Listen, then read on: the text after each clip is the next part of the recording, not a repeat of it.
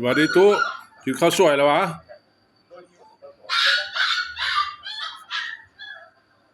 กินข้าวสวยบ่กินกับหยังกินกับปลาแดกโอ้ยจะเป็นทุกข์มันยากเนาะอืมเขาก็ติดศพติดค้างโอ้อันนี้หลานสาวบ่นี่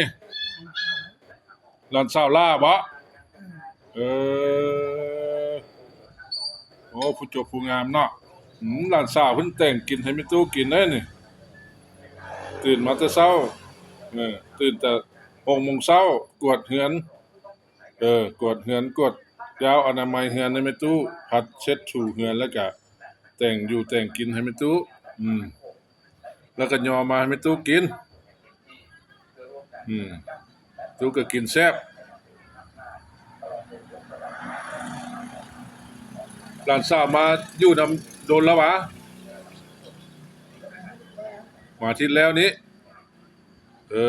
พักแรงแล้วหมาเนาะเขาโรงเรียนรับเหนือเนาะเรียนอยู่เวียงพุ่นค่าทอกค่าเทอมก็บ่มี FC ผู้ใดเบิ่งก็ส่งฝากมาให้แม่ตู้ย่าเด้อเอาให้หลานซื้อชุดนักเรียนเนาะซื้อตำราเรียน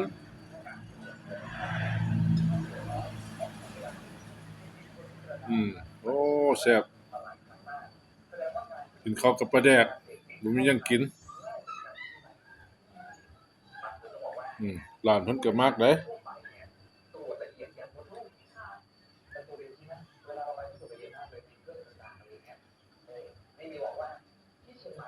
น้อยหัวรู้หนาว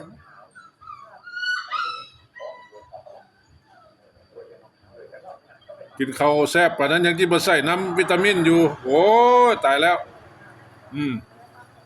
เบิ่งดูอีหลาจูเนียร์หั่นน่ะยังสิบอกท่านหมอมาใส่น้ำวิตามินอยู่คุณ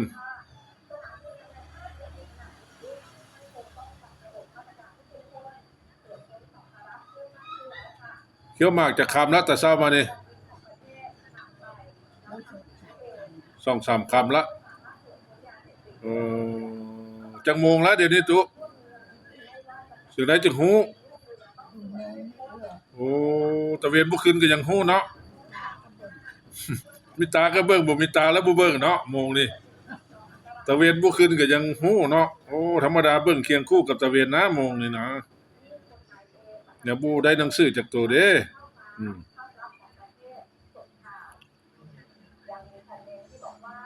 หลานเพิ่นสอนเบิ่งโมง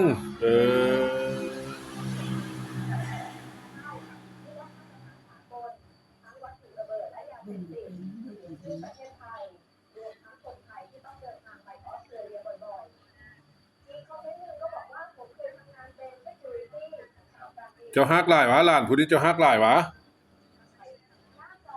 บ่เลี้ยงเป็นน้อยมาเป็นใหญ่เลี้ยงมาแต่ตอนจะเกิดพุ่นเนาะก็ฮักเลยเนาะก็จมได้ว่าเด้เนาะฮักเนาะสิบ่กูว่ากูจมจังไดเนาะ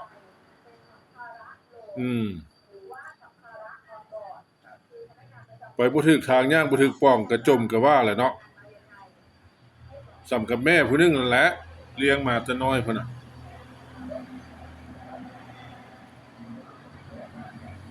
เอากินหลายๆกินแซ่บๆ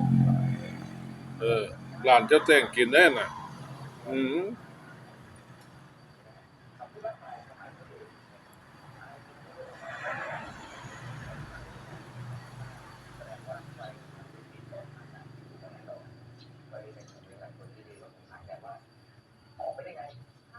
เจ้าเป็นใหม่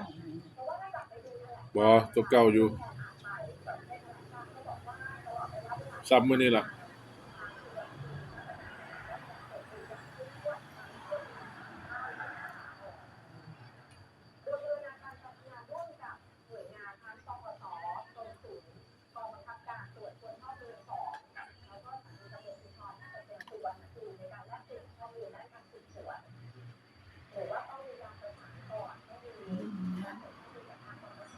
บ่มีน้ำแล้วจืดปลาแดกมันสิมีน้ำเนาะ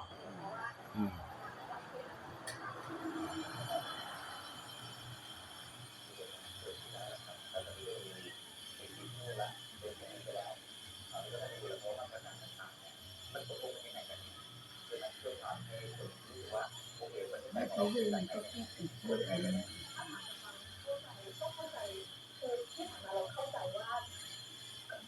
กินข้าวแซ่บอยู่เด้พุ่นน่ะบ่แซ่บจังไดจานบักใหญ่ก็สิเบิดแล้วเด้อืมกินผักซะแด้เวลาจุเนี่ยก็ได้ลูก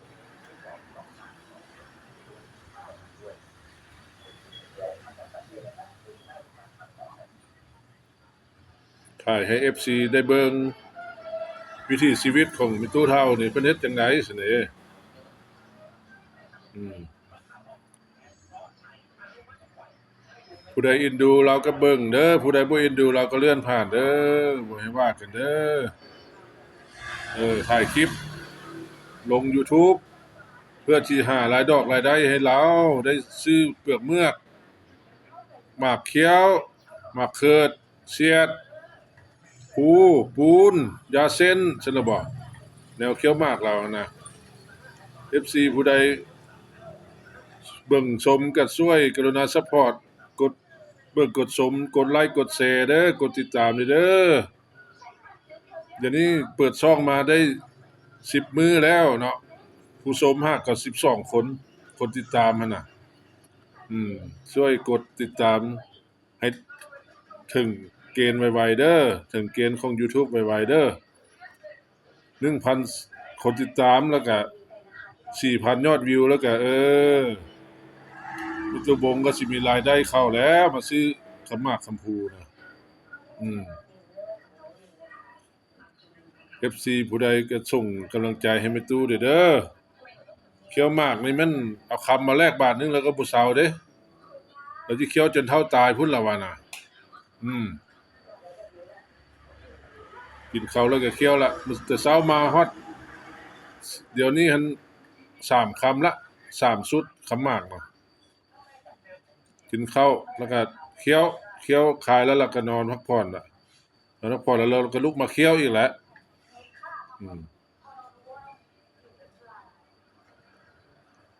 ไม่กินมันผมว่าอื่นนะ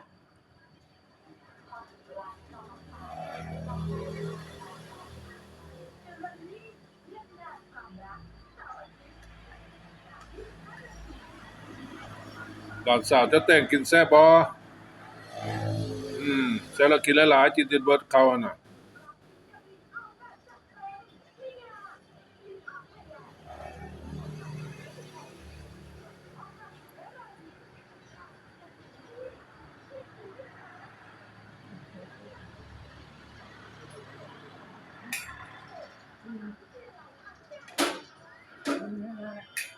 อยากกิน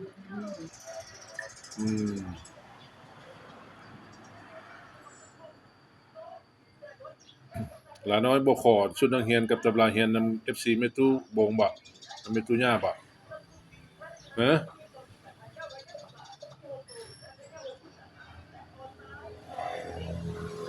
อิ่มแล้วบ่แม่ตู้ขิงบ่ฝักบัวเอาคันอิ่มแล้วก็ลาบ๊ายบาย FC ซะขอบคุณขอบใจหลายๆเด้อผู้ชมทุกท่านที่กดติดตามกดไลค์กดแชร์ให้แม่ตู้แดโดยเพื่อที่มีรายได้ให้เพิ่นเด้อขอบใจหลายๆ